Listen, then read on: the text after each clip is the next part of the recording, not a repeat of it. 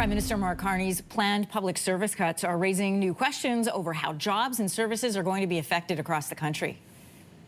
And the essence of this is to spend less and invest more. That means reining in government spending so that Canada can invest more as a country. So that's the Prime Minister back in February of this year. Earlier this month, Finance Minister François-Philippe Champagne directed cabinet ministers to identify 15% in savings in their individual departments by the end of the summer. That would total $25 billion overall. So a new report from the Canadian Centre for Policy Alternatives estimates that by 2028, up to 67,000 public service jobs could be lost over the next 3 years. So for more this morning, we're joined from Ottawa by the report's author, David McDonald, senior economist at the Canadian Centre for Policy Alternatives. Good morning. Good morning.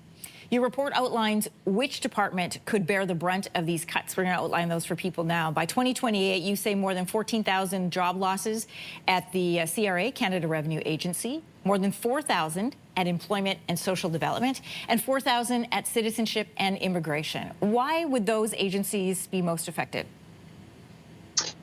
They're service departments, so they provide a lot of services to Canadians, and therefore they have a lot of staff to provide those services.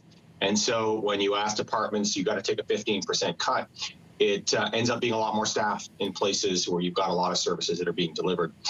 These are very frontline departments. So CRA is, this is the department that does your taxes, does business taxes. You got a problem with your taxes, or if you have problems with transfer payment of some kind, like the Canada Child Benefit, that's who you talk to.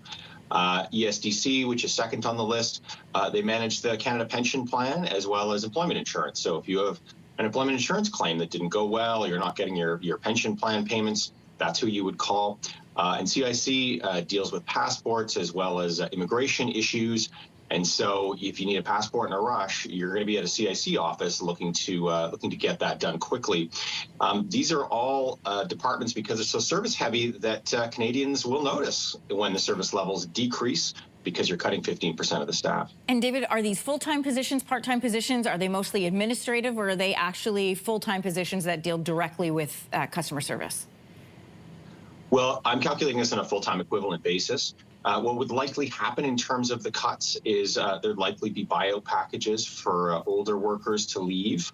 And then there are what's called term contract positions where you're not there on a full-time, long-term basis.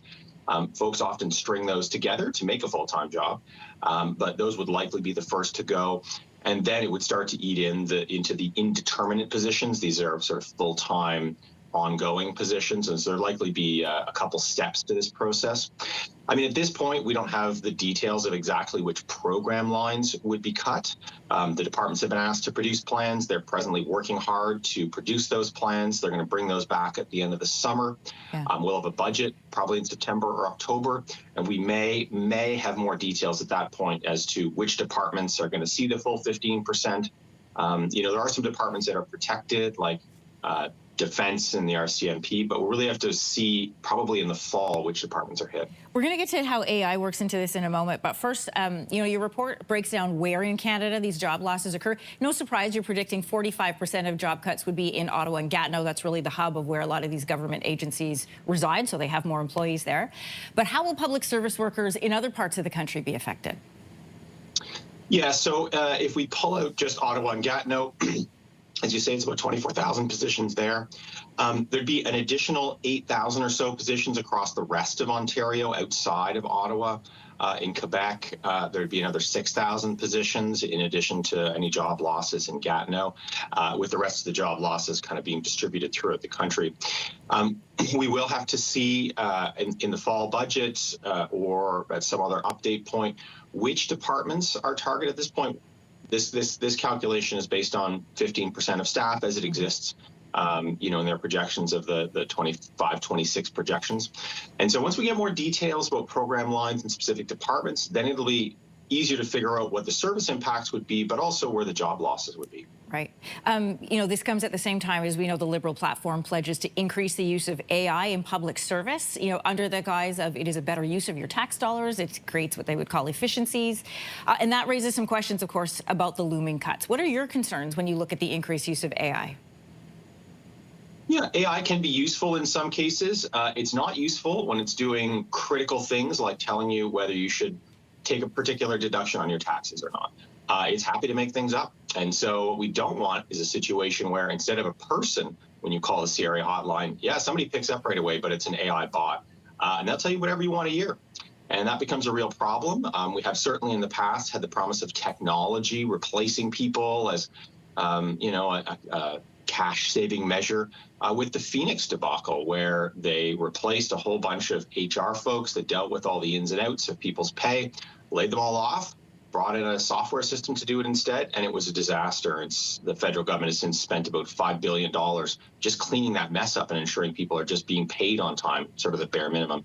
So that's definitely not what we want to hear. I don't think that the promise of AI is going to replace 15% of staff or do it very effectively. But unfortunately, we may well find out over the coming years. David McDonald, Senior Economist at the Canadian Centre for Policy Alternatives. Thanks so much. Thanks for having me. If you like that video, make sure to subscribe to the Your Morning YouTube feed, where you can find all kinds of new content posted every weekday morning.